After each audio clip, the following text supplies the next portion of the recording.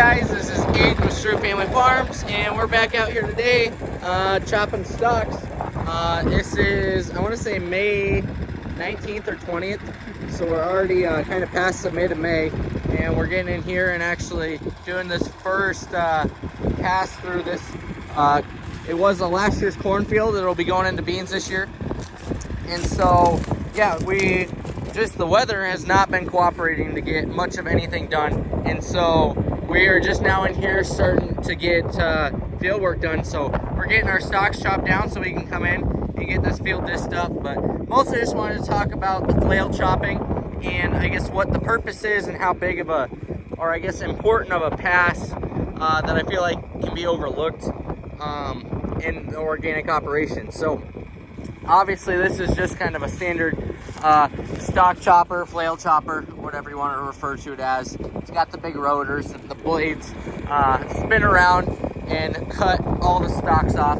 And so it really just shreds everything down super fine. So you can see here, it's just got all of this stuff shredded up to nothing. I mean, most of these stalk pieces, it gets them below, 6 inches. There's a couple bigger ones, but most of it gets it sized down.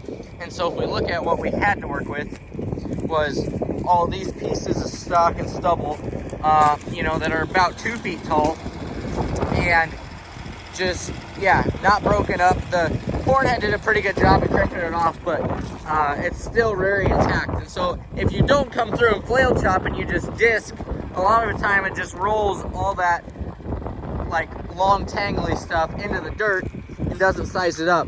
And so then what happens is you get through planting, you think everything's fine, you come into tine weed and you just plug your tine weeder up, because that residue, when it's long and stringy like that, will not flow through the tine weeder. So that's why we have to come in and size it, because any of these pieces that get cut down and all this, it'll flow right through the fingers on the tine weeder and won't give us issues. But when we have long pieces, we walk over here and I got some of this stuff that's like a couple feet long yet, then that doesn't flow through the tine weeder at all, and I can't have effective weed control passes. So that's the main purpose with that, getting our residue sized up so it'll,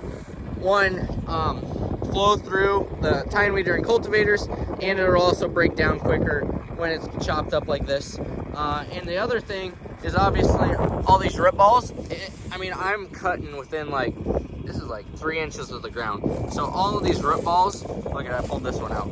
That's really small too, because these will give you a lot of issues. So then when I come through and disc that, it'll knock down nicely. You can actually see like this guy got grabbed with and so he already kind of got pulled up. And so I kind of like to see that right here. It grabbed it, pulled it up, so that'll shake out nice, and then the worms will eat the rest. So that's what we're out here doing today, guys. It'll kind of be a rush to, hopefully, it's a little wet to disc this field yet, but I wanted to get the stalk chopping done. Hopefully we'll miss the rain tomorrow and get out and get it worked up. So that's what's happening. Thanks, guys.